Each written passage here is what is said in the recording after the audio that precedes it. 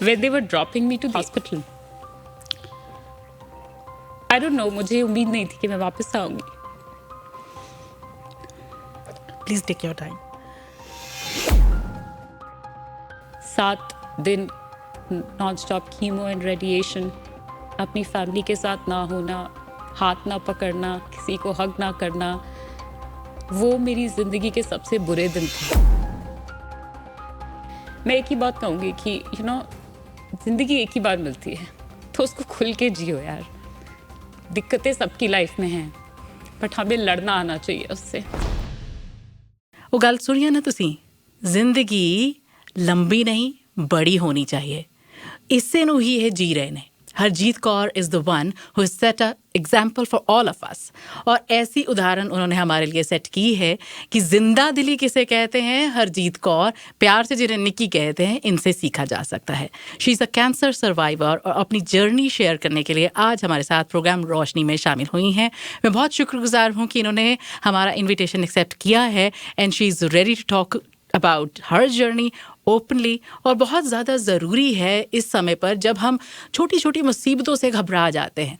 हमारी ज़िंदगी में कुछ प्रॉब्लम आती है, हम उसी से हार मान जाते हैं. पर इतनी बड़ी प्रॉब्लम जब आ गई हो किसी के ऊपर, कि जब बताया गया हो बीमार चल रहे हैं, आपको लिम्फोमा है और वो भी टी सेल लिम्फोमा, ऐसा कैंसर जो कि बहुत रेयर है, ये डिज़ीज़ बहुत रेयर है, इनको जब पता लगती है तो जाहिर सी बात है कि इन पर भी मुसीबतों का पहाड़ तो टूटा ही होगा. लेकिन उसके साथ अपने आप को, अपने जज्बे को तहस नहस नहीं होने दिया, बल्कि प्रॉब्लम का सामना किया आंखों में आंखें डालकर. यही है कहानी हरजीत कौर की. आज इनके फैमिली मेम्बर्स भी हमारे साथ शामिल होंगे थोड़ी देर में. पहले हरजीत को वेलकम बोलते हैं, स्वागत करते हैं. Harjeet welcome, good afternoon. Good afternoon, सत श्री अकाल सबनू. मैं हरजीत कौर ਤੁਹਾਡੇ ਨਾਲ आज अपनी cancer journey story experience share करना चाहती हाँ. मैं कैनेडा विच 2018 विच आई सी. 2019 सब कुछ अच्छा चल रहा सी. मैं और मेरे हस्बैंड सेटल होने आए सी Canada. We had good jobs, हमारे पास अच्छी नौकरी थी, एवरीथिंग वाज नाइस, सब कुछ अच्छा चल रहा सी. सडनली मई 2019 में मेरी तबीयत थोड़ी सी ख़राब होनी शुरू हुई एंड फीवर स्टार्ट हुए मनु, हाई फीवर्स. एंड एक हफ़्ता हाई फीवर रहे, फिर हम अपने फैमिली डॉक्टर के पास गए and then she said that it might be a viral और इन्फेक्शन. वापस घर आए, टाइलेनॉल्स ली एंड फीवर को कट डाउन किया. एक हफ़्ता गया, 2 हफ़्ता गया, 3 हफ़्ता गया, back to back emergency visits हुई हमारी हॉस्पिटल में एंड सेम आंसर कि it's just a viral, nothing else. तो ऑब्वियसली कोई आंसर्स नहीं मिल रहे थे. 3-4 हफ़्ते ऐसे ही निकलते जा रहे थे. फीवर्स के साथ मुझे चिल्स आने शुरू हो गए थे, अल्सर्स हो गए थे माउथ में, खाना और पीना बहुत मुश्किल होता जा रहा था, स्पेशली मेरे हस्बैंड के लिए भी बिकॉज़ ही वाज वर्किंग और मैं घर पे थी हाई फीवर्स के साथ. एंड 4 वीक्स ऐसे ही निकल गए एंड उस वक्त हमें लगा कि ये सिर्फ फीवर्स नहीं है, कुछ और भी हो सकता है. But obviously we never thought कि ये कैंसर हो सकता है. बट 4 हफ़्ते निकल गए, हम वापस अपने फैमिली डॉक्टर के पास गए एंड वहाँ पे वी आस्क्ड हर कि we need to get this checkup, like हमें और एक्सटेंसिव टेस्टिंग या चेकिंग की ज़रूरत है. सो उसने काफ़ी अदर टेस्ट लिखे, स्कैन्स लिखे, but everything was negative. And after a month or so, finally she's referred to an internal medicine specialist जो UFA में थे, क्योंकि मैं अपने ट्रीटमेंट के दौरान एडमिंटन में थी. एंड फिर इन्फेक्शन जो हमारे मेडिकल स्पेशलिस्ट थे उसने भी यही बोला कि ये वायरल हो सकता है. तो ये सब करते करते वी फॉट रियली हार्ड कि we need to get our CT scans. मुझे अपने सिटी स्कैन्स या MRIs कराने पड़ेंगे. My husband on the other side, he fought really hard medical system and health system से कि इट्स नॉट जस्ट फीवर्स, ये सिर्फ फीवर्स नहीं है, this is something else. But हमें कोई आंसर्स नहीं मिल रहे थे। इन सब को पास करते करते ऐसे ही 2 महीना निकल गया एंड देन धीरे धीरे मेरी बॉडी स्वेल अप होना शुरू हो गई, बहुत ज़्यादा फीवर्स नॉन स्टॉप सेम थे। टाइलेनॉल एवरी 2 आवर्स पे मैं टाइलेनॉल लेती थी टू कट द फीवर्स। तो जब ये सब हुआ एंड फाइनली जो स्पेशलिस्ट थे he did my CT scan, जो उस पे कुछ तो इनको लगा, बट उस बेसिस पे they admitted me to the hospital. तो मैं यूनिवर्सिटी ऑफ एल्बर्टा हॉस्पिटल में थी एंड कई ज़्यादा scans, MRIs, biopsy, blood test, endless number of biopsies हुई हैं। I don't have an count to, right. इतने सारे स्कैन्स होने के बावजूद हमें कोई आंसर्स नहीं मिल रहे थे। And I remember July and और अगस्त फर्स्ट वीक के आसपास हम लिटरली सोच रहे थे कि कुछ आंसर्स नहीं मिल रहे हैं तो we should go back to India, at least वहाँ हमें कुछ आंसर्स मिलेंगे। बिकॉज सबको यही लग रहा था कि ये फीवर है और कोई सिम्टम नहीं है, सब रिपोर्ट्स नॉर्मल आ रही हैं, कुछ भी नहीं दिख रहा था। मिड ऑफ अगस्त में मेरे parents, obviously my mom, she came in and उस वक्त भी मैं बीमार थी, हॉस्पिटल में थी 2.5 महीना में with and it was lot of struggle for my family to work and take care of me in the hospital. I still remember 27th of August हमने डॉक्टर्स को बोल दिया था कि specially my husband, he said हमें कुछ answers नहीं मिल रहे हैं। इतनी बायोप्सीज हो गई, इतने स्कैन्स हो गए, इतने MRIs हो गए, मेरी बॉडी पूरी स्वेल्ड अप हो गई थी एंड कुछ इतने स्पेशलिस्ट आने के बाद भी हमें कुछ भी आंसर्स नहीं मिल रहे थे। सो वी सेड हमें डिस्चार्ज, लाइक हरजीत को डिस्चार्ज कर लेते हैं and we'll go back to India. But the problem was कि मुझे इंडिया कैसे ले जाया जाए, बिकॉज मेरे को इतने राइगर और चिल्स आते थे कि मैं लिटरली, मेरी पूरी बॉडी शेक होती थी। तो उस सिचुएशन में हम इंडिया कैसे ट्रैवल करेंगे? Obviously then my husband talk to my family doctor कि कोई ऐसी मेडिकेशंस हो जिससे हम इसको 24 आवर्स की फ़्लाइट पे बिठा पाएँ। अच्छा। And I was not in a situation, मैं ऐसी सिचुएशन में भी नहीं थी कि मेरे साथ क्या हो रहा है, क्यों हो रहा है, right. I just had my support system with me, my friends and my family. तो बस उस वजह से मैं बस सोच रही थी कि ये जल्दी ख़त्म हो बस। 28 अगस्त doctor came in to my room and हम डिस्चार्ज हो रहे थे and my mom was there and he was with the doctor.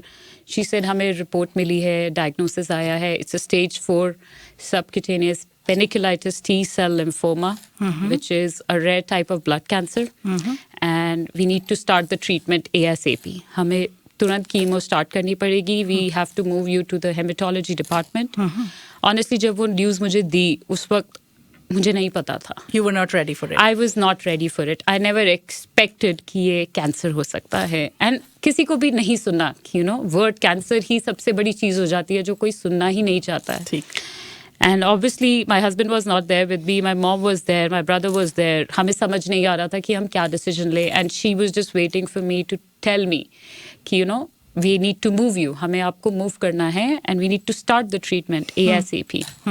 And obviously I was waiting for my husband to come and जब वो आया we quickly took the report. हमने सारी reports Lee because जब आपको 3 महीने से जवाब नहीं मिल रहा था then you think कि यार Is it cancer? Is it really cancer? क्या ये सही है? क्योंकि अभी तक तो डायग्नोस हो ही नहीं पा रहा था, राइट?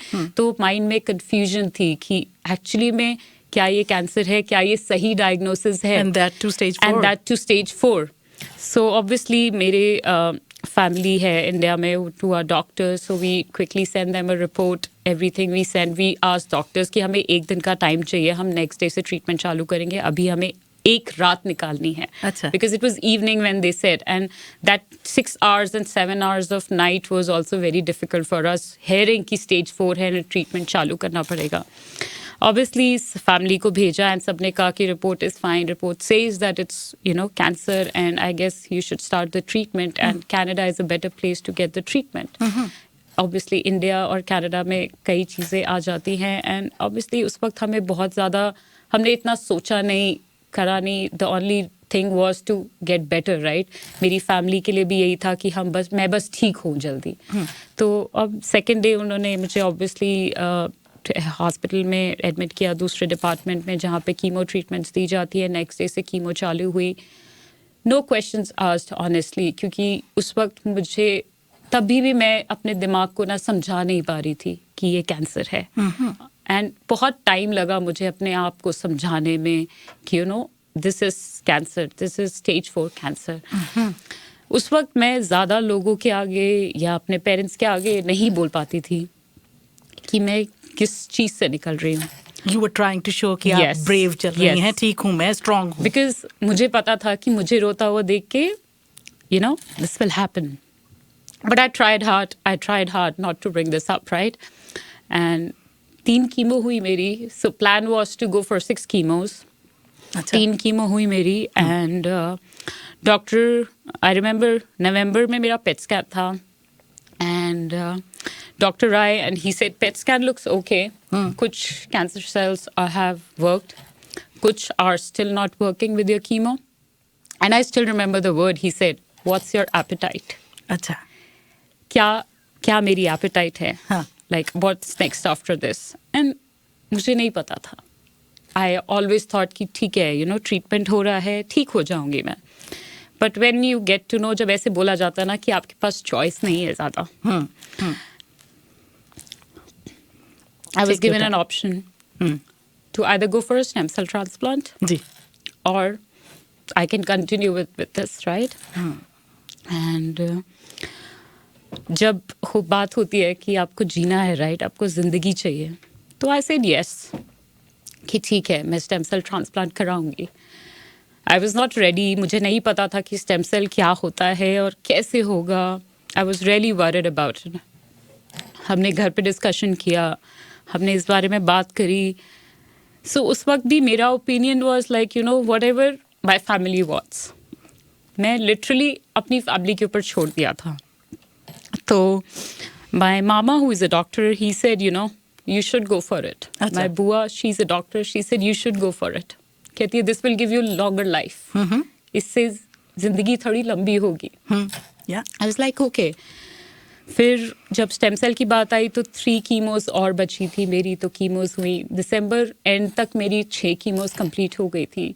क्रिसमस टाइम था, obviously I was given a break for my chemos. मेरी कीमोज हर 3 हफ्ते में होती थी और कीमोज ने मुझे बहुत ज़्यादा like there are lot of side effects after chemotherapy, right? You lose your hair, you lose everything. I don't know, like a lot of things have changed for me after chemotherapy. Losing my hair, बाल जाना was one of the biggest things for me. But धीरे धीरे मैंने उसको भी accept करना शुरू किया. Jan हो गया, mid week of Jan में मुझे suddenly अपनी आंखों में ना blurriness दिखनी शुरू करी, right eyes में. We were not sure कि क्यों हो रहा है, क्योंकि मेरे कीमो सेशंस के टाइम पे भी, कीमोथेरेपी के टाइम पे भी मैं इतना ज़्यादा एमरजेंसीज जाती थी क्योंकि मेरे फीवर स्टॉप नहीं होते थे.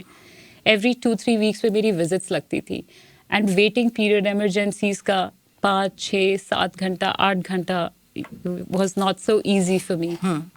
एंड जैन के मिड में जब मेरी आईज़ में थोड़ी ब्लरीनेस शुरू हुई, मैंने अपनी फैमिली को बताया, like I told my husband कि no I feel like there is some blurriness मेरी आँखों में. It was weekend, so we reached out to our cancer care hospital and obviously it's weekend, so weekends पे doctors available नहीं होते हैं, तो they transfer me to triage line. Triage said कि emergency जाओ. We went to emergency again. We waited there for 6-8 hours. उन्होंने कहा next morning में आना, then they'll book an appointment with the ophthalmologist. फिर हम next morning Jan mid की बात है, 20 या 21 Jan 21 Jan 2020 की बात है शायद ये. हम गए और ophthalmologist के वहाँ पे बैठे हुए थे, तो he checked my eye and there was no vision. In the morning when I woke up, there was no vision in my eye. At all? In my right eye, yeah. There was little blurry, but no vision. अच्छा. बहुत hazy, blurry था. तो he said that हमें biopsy करनी पड़ेगी. अच्छा. He assumed कि मेरा लिम्फोमा मेरी आईज पे असर कर रहा है. हाँ. Again एक स्कैरीनेस कि अभी तो मैं कीमो से आधी कीमो ख़त्म की थी एंड स्टेम सेल की तैयारी पे हूँ और एक और नई चीज़, तो that nervousness and that scariness was there. Obviously they did a biopsy of my eye. फिर उसके बाद 1 हफ्ते का वेट था. उस टाइम पे था कि आई होप, बस मैं प्रे करती थी. मैं बिलीवर हूँ, मैं बाबा जी को बहुत मानती हूँ, गुरुद्वारे भी जाती हूँ. मेरे को एक भरोसा था, मेरी फैमिली को भरोसा है मेरे दादा दादी they all had this trust कि ਇਹਨੂੰ ਕੁਝ ਨਹੀਂ ਹੋਗਾ, ਸਾਡੀ ਕੁੜੀ ਨੂੰ ਕੁਝ ਨਹੀਂ ਹੋਣੇ ਵਾਲਾ, ਬਾਬਾ ਜੀ हैं, मेहर करेंगे बाबा जी. And that happened. Obviously it came negative, so I was happy कि चलो, but there is a regret कि मेरी vision चली गई right eye की, right. हो गया, carry on किया मैंने, आगे धीरे धीरे बढ़ी, हिम्मत दिखाई कि अब मेरा next step है अपनी life को जीना, so तैयारी करना stem cell की. My donor, my brother जो एडमिंटन में अभी, he was 100% match. So I was lucky to have that chance in life. And March and के दौरान मेरा स्टेम सेल होना था, तो प्लान था कि I have to move to Calgary. Tom Baker center में मेरा स्टेम सेल ट्रांसप्लांट होना था. प्लान वॉज कि मैं, मेरे mom dad, husband and brother will move to Calgary for 3 months, क्योंकि ऑब्वियसली यहाँ पे स्टेम सेल होना था और उसके बाद मुझे यहाँ 100 days रहना था, क्योंकि स्टेम सेल के 100 days पे आपकी बॉडी बहुत रिस्क पे रहती है चीज़ों को लेके, इन्फेक्शंस को लेके. तो यही प्लान था as of in March 20, and then suddenly COVID pandemic, and due to that I got flu and virus too, and मेरी सर्जरी, मेरा स्टेम सेल ट्रांसप्लांट डिलेड हुआ.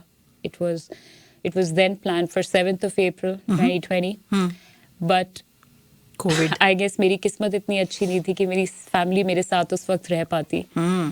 मुझे बोला गया था कि मेरे को ये जर्नी अकेले करनी पड़ेगी स्टेम सेल की. मैं 32 days तक स्टेम सेल ट्रांसप्लांट के लिए हॉस्पिटल में थी, ऑल बाय माई सेल्फ. वो 32 days ऑनेस्टली मैंने अपनी लाइफ से लड़ा है. 7 दिन non stop chemo and radiation, अपनी फैमिली के साथ ना होना, हाथ ना पकड़ना, किसी को हग ना करना, वो मेरी ज़िंदगी के सबसे बुरे दिन थे. जब when they were dropping me to the airport, hospital, I don't know, मुझे उम्मीद नहीं थी कि मैं वापस आऊँगी. Please take your time. Harjeet, you're feeling better? Yeah. Can we continue? Yes. हाँ जी, तो कोविड का टाइम और उस वक्त स्टेम सेल ट्रांसप्लांट होना था. टॉम बेकर में आप 32 days अकेली, और उस वक्त ये भी था कि इम्यूनो कॉम्प्रोमाइज्ड होते हैं जब ऐसी इलनेस से हम गुजर रहे होते हैं, तो वो फैमिली को अलाउ नहीं किया होगा उन्होंने. नहीं, तो प्लान ये था कि फैमिली में 1 या 2 मेंबर मेरे साथ रह सकते थे before all this happened, Covid pandemic, और जब लॉकडाउन हुआ. बट ऑब्वियसली जब मैं लॉकडाउन April 7 में जब मेरे को बोला गया कि एडमिट होना है, उससे 1 हफ्ते पहले ही हमें ईमेल आ गया था कि because of the lockdown and situation getting worse because of COVID, तो आपको अकेले ही एडमिट होना पड़ेगा, and no family members, no visitors allowed, I am all by myself. And उससे पहले भी मुझे थोड़ा सा डर लगता था कि पता नहीं कैसे होगा, क्या होगा. थोड़ा टाइम तक मैं थोड़ा स्ट्रांग थी, बट जैसे जैसे टाइम पास आ रहा था मुझे डर सा लग रहा था, क्योंकि ये जानते हुए भी कि स्टेम सेल पे चांसेस हैं, कुछ भी हो सकता है. देयर वर 15% ऑफ चांस कि मैं नहीं कर सकती ये ट्रीटमेंट. बट देन ऑब्वियसली मैं यंग थी, तो शायद मैं स्टेम सेल ट्रांसप्लांट में ठीक हो जाए मेरा. तो जब मुझे 7th को छोड़ा गया हॉस्पिटल, उस वक्त मैं बहुत डरी हुई थी. मुझे बस यही था कि मैं किसी भी तरीके से इसको जाके ख़त्म करके वापस आ जाऊं. जैसे एक होता है ना कि जब आप कोई जंग लड़ने जाते हो कि बस वो जंग हो जाए और आप वापस आ जाओ, सिर्फ यही था मेरे मन में. बट एक तरफ मन में डर भी था, क्योंकि जब पूरी दुनिया कोविड से लड़ रही थी, इतनी चीज़ें हो रही थी ग्लोबली, राइट, तो एक अंदर से डर था कि क्या मैं इसको आई डू दैट, कि क्या मैं कर पाऊंगी ये, क्या मेरे से हो पाएगा अकेले. 7 अप्रैल को जब एडमिट किया, उसका पूरा हफ्ता लिया उन्होंने मुझे. पूरी बेसिकली क्या करते हैं, ये आपका पूरा इम्यून सिस्टम को किल कर देते हैं. तो my whole immune system was killed by the high dose of chemos and radiation. तो बैक टू बैक आपको जो कीमोज मुझे 2 हफ्ते या 3 हफ्ते में मिलती थी, वो मुझे कीमोज रोज मिलती थी. और 7 days तक नॉन स्टॉप कीमोज मिलती थी, और आखिरी के 2 दिन मुझे रेडिएशन मिली थी फुल बॉडी. तो वो 7-8 दिन में मेरी बॉडी जो बुरी तरीके से वो हुई कि मेरा खाना पीना मेरी बॉडी उठ नहीं पाती थी बेड से, मैं ना खा पाती थी, ना पी पाती थी, ना मेरे आसपास कोई था उस वक्त, apart from nurses. Obviously nurses थी टू टेक केयर, बट वो जो एक फैमिली का सपोर्ट होता है वो नहीं था मेरे पास। मैं non stop pain killer pumps पे थी, मुझे नहीं पता चलता था कब रात हो रही है कब सुबह हो रही है।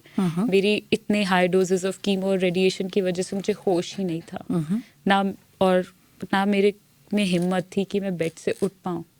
Totally I was bed ridden उस वक्त भी।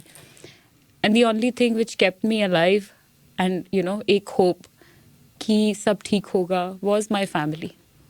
एंड सब मेरे साथ थे, मेरी फैमिली की prayers, Baba ji, everybody was there, which kept me alive and which kept me saying कि नहीं हरजीत करना है, ये करना है, हार नहीं माननी है किसी भी हाल में।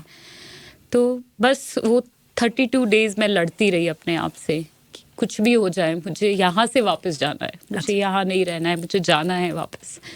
तो बहुत डिफ़िकल्ट थे वो 32 डेज। 15 दिन या 20 दिन तो मैं फूड पाइप पे थी, 3-4 दिन ऑक्सीजन पे थी क्योंकि बहुत मुश्किल होता जा रहा था। बट सिर्फ फैमिली फ़ोन पे थी, फेस टाइम पे थी, अलाउ ही नहीं था फैमिली का आना। द ओनली टाइम अगर फैमिली आएगी तो अगर मुझे कुछ होता है इमरजेंट तो, वरना नहीं आ सकती आपकी फैमिली। तो 14 अप्रैल 2020 में मुझे स्टेम सेल दिए गए थे मेरे ब्रदर के। तो that in medical term is called rebirth. तो वो मेरा दूसरा जन्म था। तो आई ऑलवेज से कि लाइफ हमें दूसरा मौका कभी नहीं देती है। मेरे लिए this is a second chance in my life. And उस स्टेम सेल के बाद भी मेरी लाइफ बहुत आसान नहीं थी। 6-8 महीने लग गए थे मुझे उठने में। मुझे आज भी याद है मेरी माँ मेरे हस्बैंड दोनों ने मेरे डैड भी थे, मेरा भाई भी था, सब ने इतना ध्यान रखा कि मैं अपने पैरों पे खड़ी हो पाई हूँ आज। मैं लिटरली बेड से नहीं उठ पाती थी, चेंज नहीं कर पाती थी, शावर नहीं ले पाती थी, कुछ नहीं कर पाती थी। उसके बाद भी मेरी तबीयत बहुत ढीली रहती थी, बहुत ज़्यादा मैंने वेट रिड्यूस कर लिया था, बहुत वीकनेस, स्ट्रेंथ मेरी बिल्कुल लो थी, चलना मुश्किल हो गया था मेरे लिए। बहुत सी ऐसी मेमोरीज़ हैं जिसमें मुझे आज की डेट में यहाँ खड़ा किया है। जी, आज मैं अपनी फैमिली के साथ, फैमिली की वजह से यहाँ पे हूँ, अपने फ्रेंड्स की वजह से यहाँ पे हूँ, राइट। एक रिग्रेट रहता है कि इतनी अर्ली एज में मेरा कैंसर हुआ, विजन गई, अर्ली मेनोपॉज है, राइट। उस वक्त कितनी एज थी? 32। सो जो एक ड्रीम था एक बच्चे का, बेबी का, एवरीथिंग इज, लाइफ पूरी अपसाइड डाउन हो गई है। आई नो कैंसर के बाद चीज़ें बदलती हैं, सब कहते हैं कि लाइफ ठीक हो जाती है। आई नो लाइफ ठीक हो जाती है, बट आई गेस ये मेरा न्यू नॉर्मल है। एंड मैंने इसको एक्सेप्ट किया है कि this is my new normal. And जैसे आपने पहले बोला कि हम इतनी प्रॉब्लम्स में आते हैं और छोटी छोटी चीज़ों में परेशान हो जाते हैं। मैं एक ही बात कहूँगी कि ज़िंदगी एक ही बार मिलती है, तो उसको खुल के जियो यार। दिक्कतें सबकी लाइफ में हैं, बट हमें लड़ना आना चाहिए उससे। That's true, I guess. And life कभी भी आपको दूसरा मौका नहीं देती है जीने का, तो खुल के जियो। ਮਿਸਾਲ ਨੇ ਆਪਣੇ ਆਪ ਦੇ ਵਿੱਚ, ਤੇ ਸਾਰੇ ਲਿਸਨਰਸ ਨੂੰ ਮੈਂ ਬੇਨਤੀ ਕੀਤੀ ਸੀਗੀ ਕਿ ਜ਼ਰੂਰ ਤੁਸੀਂ ਹਰਜੀਤ ਕੌਰ ਹੋਣਾ ਵਾਸਤੇ ਟੈਕਸਟ ਮੈਸੇਜ ਭੇਜ ਸਕਦੇ ਹੋ 4032861067 ਤੇ। ਸੋ हरजीत इजाजत दे, मैं पढ़ दूँ आपके लिए मैसेजेस। हाँ जी। मनप्रीत कौर का कहना है, you are a fighter, blessings for you and for your family. Rimpy का मैसेज है हमारे पास, ब्रेव लेडी, उन्होंने लिखा आपके लिए। सनी स्वैच का कहना है कि हरजीत कौर वर्गे इंसान मिसाल ने उन्हां इंसानां लई जो छोटियां छोटियां मुसीबतां 'ਚ घबरा ਜਾਂਦੇ ਨੇ। ਜੇ ਦ੍ਰਿੜਤਾ ਨਾਲ ਸੰਘਰਸ਼ ਕੀਤਾ ਜਾਏ ਤੇ ਵਾਹਿਗੁਰੂ ਵਿੱਚ ਵਿਸ਼ਵਾਸ ਰੱਖਿਆ ਜਾਏ ਤਾਂ ਫਤਿਹ ਯਕੀਨੀ ਹੈ। ਹਰਜੀਤ ਕੌਰ ਜੀ ਨੂੰ ਬਹੁਤ ਬਹੁਤ ਸ਼ੁਭਕਾਮਨਾਵਾਂ। ਗੁਰੀ ਸੰਧੂ ਹੁਣਾਂ ਦਾ ਕਹਿਣਾ, ਬਰੇਵ ਗਰਲ। ਐਂਡ ਨੈਵੀ ਹੁਣਾਂ ਦਾ ਕਹਿਣਾ ਇਹ ਹੈ, ਹਰਜੀਤ ਜੀ, ਈਵਨ ਦੋ ਯੂ ਬਿਨ through so much and you still stand tall, ਬਿਮਾਰੀ ਦਾ ਤੁਸੀਂ ਆਲਰੇਡੀ ਜਿੱਤ ਲਈ, ਪਰਮਾਤਮਾ ਤੁਹਾਨੂੰ ਤੰਦਰੁਸਤੀ ਬਖਸ਼ੇ। ਲਵ ਖੁਸ਼ ਦਾ ਮੈਸੇਜ, ਐਂਡ ਉਹਨਾਂ ਨੇ ਲਿਖਿਆ ਕਿ I am also crying listening to your story, but you lived through it, power to you, God bless you with lots of happiness and good health. Harjeet Manisha ਨੇ ਟੈਕਸਟ ਮੈਸੇਜ ਭੇਜਿਆ ਤੁਹਾਡੇ ਲਈ, ਕਹਿੰਦੇ ਕਿ Harjeet ji, you are a true fighter and an example of epitome of self worth and respect. Would be honored to see and talk to you in person. Gurpreet ji, feel free to forward my number and I can be good friends with Harjeet. ਸਾਡੇ ਕੋਲ message 3659 ਤੋਂ ਆਇਆ, ਇਹਨਾਂ ਨੇ ਲਿਖਿਆ ਹੈ ਕਿ I want to hold Harjeet's hand, I want to touch her. ਸਫਲ ਮਾਲਵਾ ਹੋਣਾ ਦਾ ਕਹਿਣਾ ਹੈ ਕਿ you are an inspiration for others, bless you. And we thank the listeners. Thank you. Thank you, guys. ਜੀ ਸੁਰਿੰਦਰ ਜੀ has been listening to the program and journey ਜਿਹੜੀ ਕਿ ਹਰਜੀਤ ਨੇ ਆਪਣੀ ਸਾਂਝੀ ਕੀਤੀ ਹੈ, ਅਸਲ 'ਚ ਇਹਨਾਂ ਨੇ ਆਪ ਜੀ ਵੀ ਹੈ ਨਾਲ, ਕਿਉਂਕਿ ਸੁਰਿੰਦਰ ਜੀ ਹਰਜੀਤ ਦੇ ਮੌਮ ਇੱਥੇ ਆ ਗਏ ਸੀ ਜਦੋਂ ਇਹਨਾਂ ਨੂੰ ਪਤਾ ਚੱਲਿਆ ਬੇਟੀ ਬਿਮਾਰ ਚੱਲ ਰਹੀ ਹੈ। ਆਪਣੇ ਬੱਚੇ ਨੂੰ ਆਪਣੀ ਅੱਖਾਂ ਮੂਹਰੇ ਬਿਮਾਰ ਵੇਖਣਾ, ਉਹਦਾ ਧਿਆਨ ਰੱਖਣਾ ਇਹ ਸੌਖਾ ਨਹੀਂ ਹੈ। ਸਤਿ ਸ਼੍ਰੀ ਅਕਾਲ ਜੀ, ਸਵਾਗਤ। Good afternoon. ਪਲੀਜ਼ ਤੁਸੀਂ ਆਪਣੀਆਂ ਸਾਂਝਾ ਕਰੋ ਭਾਵਨਾਵਾਂ। ਮਤਲਬ ਬੜਾ ਮੁਸ਼ਕਿਲ ਲੱਗਿਆ, ਮੈਂ ਸੋਚਿਆ ਵੀ ਨਹੀਂ ਹੈ ਕਦੀ ਕਿ ਹਾਂ ਕਿ ਮੇਰੀ ਬੇਟੀ ਨਾਲ ਮੇਰੇ ਪਰਿਵਾਰ ਵਿੱਚ ਇੱਕਨ ਦੀ ਕੋਈ ਕੁਝ ਹੋ ਵੀ ਸਕਦਾ ਹੈ।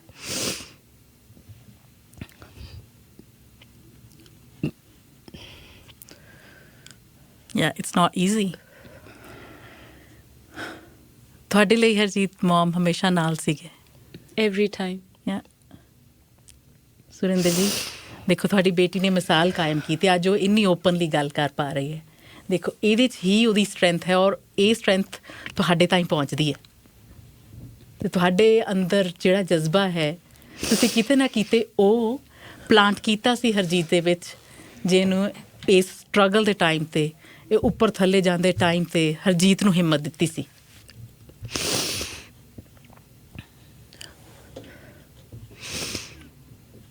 ਮੁਸ਼ਕਿਲ time Harjeet, it is hard for mom to speak about it. It's okay. Yeah.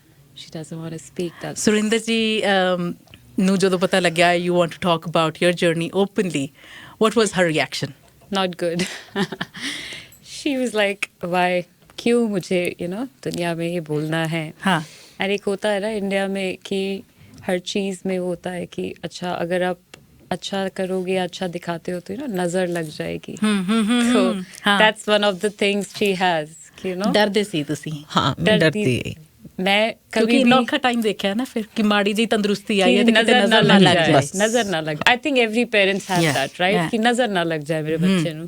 तो I guess she was not ready. जब मैंने अपना ब्लॉग लिखा ऑनलाइन, मैं सोशल मीडिया पे एक्टिव हुई अपनी स्टोरी बताने के लिए, तो आई नो दिस कि बहुत इंडियंस इस चीज़ को लेके नहीं बोल पाते हैं। हाँ जी। This is a stigma. Yes. तो and when I started, honestly मुझे भी नहीं पता था कि मैं कर पाऊंगी, बट देन आई थॉट कि इस वजह से क्या पता किसी एक को हेल्प मिले, किसी दो को हेल्प मिले, राइट? क्योंकि हमें अपनी हेल्थ के लिए खुद लड़ना पड़ता है, जो हमने किया मेरे केस में, क्योंकि फीवर्स थे, कोई जवाब नहीं मिल रहा था, बहुत ईजी नहीं था हमारे लिए वो सिचुएशन में अपने आप के लिए लड़ना, राइट? तो mom, dad, I think everyone जो भी मेरी फैमिली में थे, किसी को भी इस बारे में बात करना भी ना ज़्यादा अच्छा नहीं लगता था। कि उनको लगता था कि जो हो गया है अब मूव ऑन करना चाहिए लाइफ में। But being a cancer patient, being a cancer survivor, I know it's not easy to move on. I know I am here, I am alive, Waheguru की मेहर है कि मैं आज हूँ यहाँ पे, राइट? बट ईजी नहीं है आगे की भी जर्नी। एक अनसर्टेनिटी हमेशा से रहेगी लाइफ में, which I try to explain everyone around me, कि मेरे को ये पता है कि there is uncertainty in my life which will be there, but ठीक है। आई नो मैं मॉम का समझती हूँ कि वो ज़्यादा इस बारे में नहीं डिस्कस करती हैं, जब मैं बोलती हूँ तो भी नहीं डिस्कस करती हैं, ठीक है, बट मुझे तो डिस्कस करना है ना। I need to talk. It is empowering for you as well to talk about it. I need to let it out, right? Yes. And I think for everyone who is going through this journey, this experience, they need to let it out. Right. If not their family, talk to your friends. If not friends, talk to your therapist or talk to someone. Because we need that support, mentally. Yeah. You need that support. So I understand उनको नहीं बात करनी है, वो आज भी नहीं करती हैं, उनको यही लगता है कि मैं इस बारे में ना बात करूं. जब मैंने उनको इस रेडियो एफएम के बारे में बताया, रेड एफएम के बारे में, तो she was like not ready, but I wanted her to come. I wanted my husband to come because they have been my support pillars, right? Yes. During the journey. My Yes. brother, my dad, my friends, my grandfather, my grandmother. मैं India नहीं गई हूँ 4-4.5 साल से, जब से मैं बीमार हुई हूँ. I lost my grandfather this year.